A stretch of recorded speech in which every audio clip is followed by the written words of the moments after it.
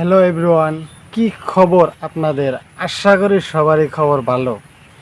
আঙ্গো কত টাইমে থানায় যাওয়াটা জরুরি হয়, মানে কোনো একটা প্রবলেমে সবারই যাই হোক কম বেশি আর কি থানায় যাওয়া হয়।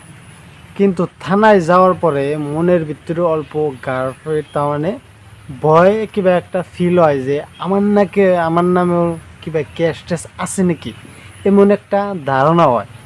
তো আজকের ভিডিওটা ওই ক্যাশ অ্যান্ড কি এফআইআর এর রিলেটেড হবো।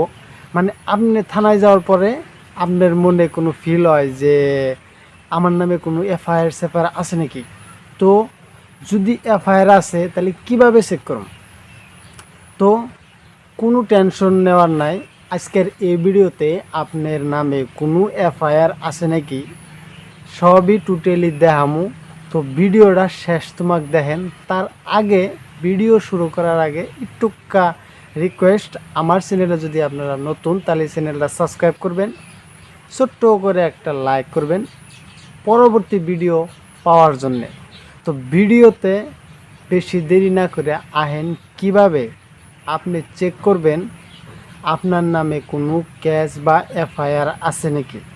তার জন্য আপনার কি করে নেব, আপনি ফার্স্ট অফ অল আপনার মোবাইলে থাকা ক্রোম ব্রাউজারটা আপনি ওপেন করে নেন। ওপেন করার পরে সার্চ বক্সে আপনি সার্চ করে রাখব। সার্চ বক্সে আপনি টাইপ করেন CCTNS আসাম, যেমন আমি সার্চ করতেছি। ওটা লিখে আপনি সার্চ করার পরে অফিসিয়াল একটা পোর্টাল থাকবো। ফার্স্টে দেখেন citizenship portal and Assam police, okay একটা গভর্নমেন্ট লিঙ্ক আছে, ওই লিঙ্কে আইপো আর পদে উনি ক্লিক করেন। ক্লিক করার পরে এবার একটা লিস্ট ওপেন হইব আপনার মোবাইলে। অবভিয়াসলি ডেস্কটপ মোড করে রাখবো ক্রমটারে। একটু জুম করেন, জুম করে দেখেন তো ডাউনলোড এফআইআর বলে একটা অপশন আছে। ডাউনলোড এফআইআর অপশনে আপনি ক্লিক করেন। ক্লিক করার পরে দেখবেন তো এবার একটা লিস্ট আছে। এনে আপনার স্টেট সিলেক্ট করা লাগবো, তারপরে আপনি ডিস্ট্রিক্ট সিলেক্ট করা লাগবো। যেমন আমি জেনে থাকি আমার নিজের ডায় আমি করতেছি, চেক করতেছি কোনো এফআইআর আছে নাকি। সেই হিসাবে আমি আমার ডিস্ট্রিক্টটা দিলাম। অ্যান্ড আপনার থানাটা দেনাবো। থানা দেওয়ার পরে আপনি কি করবেন, এনে আপনি টান কোন ইয়ারের আপনি ইটা দেখবেন আপনার এফআইআর আছে না নাই। আপনি 2026 দিলেন। 26 দেওয়ার পরে এনে একটা নো একটা অপশন আছে। উনি কী করবেন, আপনার টান এফআইআর আইডি নম্বর আছে নাকি, যদি থাকে তাহলে দেন, আর যদি চেক করতেছেন তাহলে নো মারেন। নো মারার পরে কার এফআইআরটা আপনি চেক করবেন, হ্যার নাম টাইপ করেন।